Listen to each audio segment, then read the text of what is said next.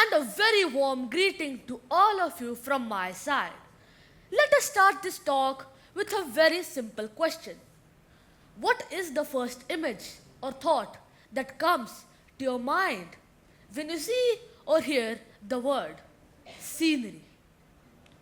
I'm sure that most of you are getting around the same image. Something like this, right? A mountain, a small cottage, lots of greenery, and of course, an S-shaped river. But now, if I tell you this word, food, many of us will get different images or thoughts.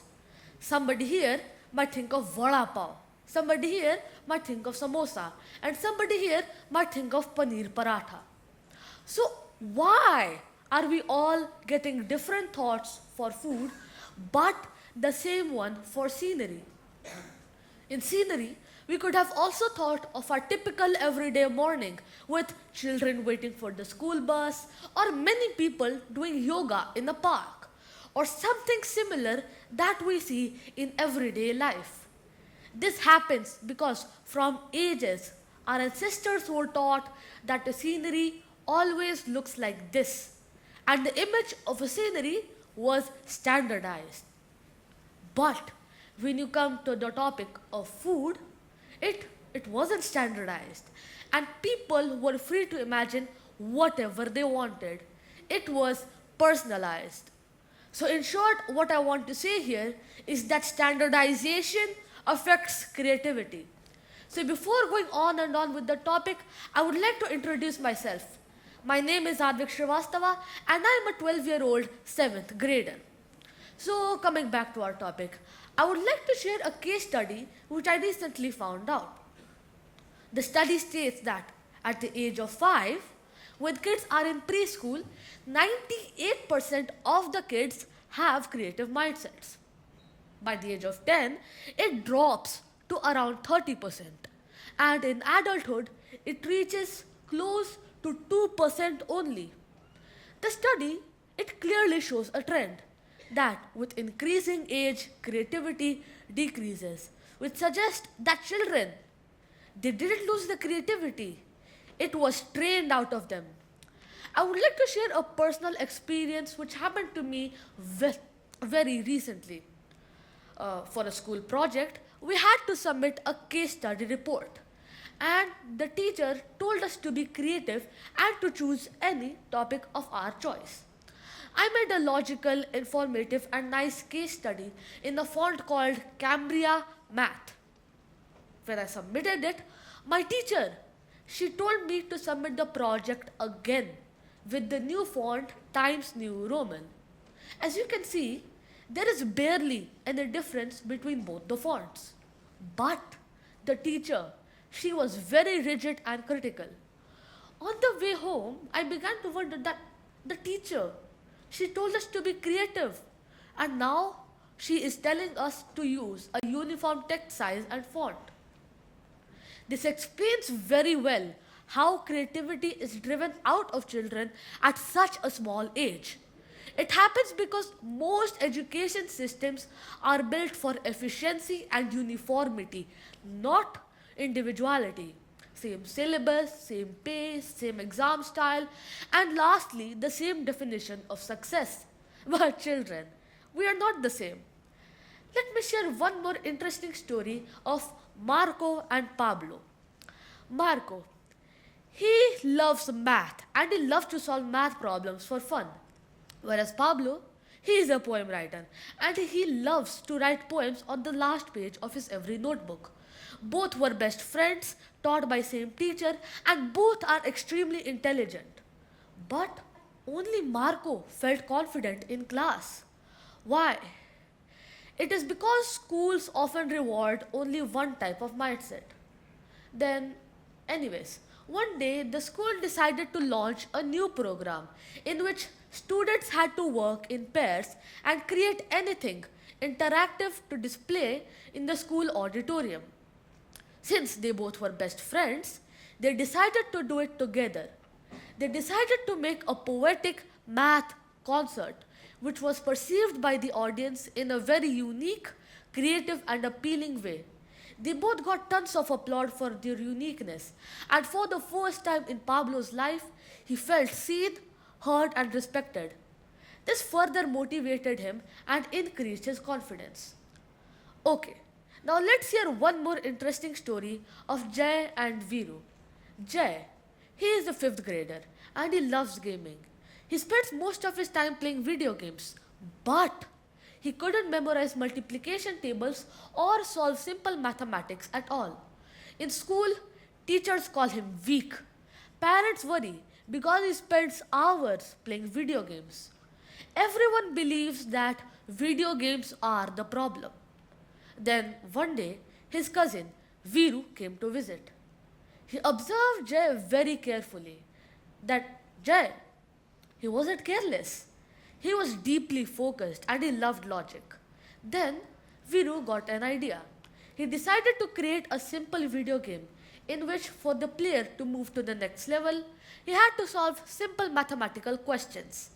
Then he handed over the game to Jay. Jay started playing and got engaged. He started playing again and again, not because he was forced, because he wanted to win. There was no fear and no pressure. Within a few days, he understood many mathematical concepts and multiplication tables. The same Jay at school started answering confidently. Teachers were impressed. Parents, they were delighted. Jay, he had not changed. The way he learned, indeed, that had changed. He was never weak. He just needed the right way of learning. So, my respected audience, is there anything common which you have observed in both the stories? Well, what I have observed is that both Pablo and Jay felt confident when there was a change in their learning style which was according to their personalities. And this leads me to suggest P.E.B.L.E, a personality-based learning approach which helps every student unleash their full potential and creativity in a certain field. I call this approach P.E.B.L.E for a reason. Every child is like a pebble, small, unique, and often overlooked. But when you place a pebble in water, it creates ripples. In the same way, when there is a change in the learning style of a learner, which is according to their personalities, it can create ripples of creativity, growth, and confidence. Personality-based learning, it starts with one simple shift. You adapt education to the child. You don't make the child adapt to the education. Now here, I want to be very clear to avoid any misunderstandings. Personality-based learning, it doesn't mean less discipline. It doesn't mean lowering standards. It doesn't mean letting the child do whatever they want, and it doesn't mean making the syllabus easier. It means that you teach the same syllabus to different students in different ways. It means grasping how a child thinks, feels, and how they enjoy learning. Now, you all may be wondering if P.E.B.L.E can work in real life or not.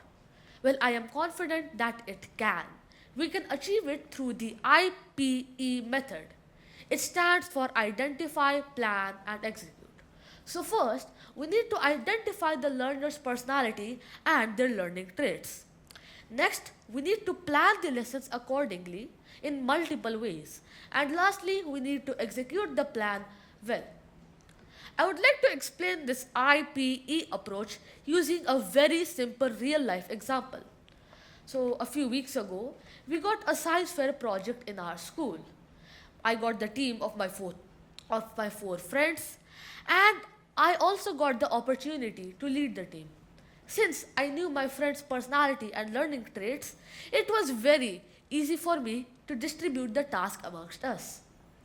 At that time, I was using the IPE approach without realizing it then. So first, I identified my friend's personality. One of my friends was introverted and reflective, which means that he learned best through reading and writing method. My another friend, he was an independent learner, which means that he preferred self-study. My another friend was an expressive learner, which means that he preferred social interactions, group discussions, and explaining things to other people. Now lastly, me. I love making models and doing experiments as I'm a kinesthetic type of learner. Alright, so the next stage was to plan the project. I planned the same project in multiple ways. I planned to do research of concept, prepare charts, build a working model and explanation and demonstration. And lastly, we executed the plan very well. My introverted friend, he made a very beautiful and informative chart. My expressive friend, he explained everything very beautifully and nicely to teachers, parents and audience. My independent learner friend, he did all of the research work and I made the working model. We all learned the same concept in different ways. We all worked as per our personality and pace and still finished on time. This simple project taught me something very powerful, that P.E.B.L.E or personality based learning helps students understand concepts more deeply and it also unleashes their creativity and potential. This made me wonder that what if P.E.B.L.E becomes a part of every classroom every day? So, in the last part of my talk, I would like to share a personal anecdote. Since childhood, I've moved to many countries and hence changed many schools as well. Due to different cultures and environments, I faced a lot of difficulties in making friends. My communication skills, they were often blamed for this. But, ladies and gentlemen, I'm standing right here on this prestigious stage delivering my ideas in front of you. So clearly, communication skills, they were never the problem. It was just that I was never given the right platform to showcase my communication skills. I still take time to open up in a new environment. It's my personality and I respect it. From this anecdote, we can conclude that if we respect personalities, creativity grows. When creativity grows, society becomes stronger. And when the society is strong, the future is safe. So, if we truly want to foster creative minds, we must start by respecting personalities through personality-based education. Not tomorrow, but today. Thank you so much for your attentive listening, and that was me, Aadvik Shrivastava, signing off.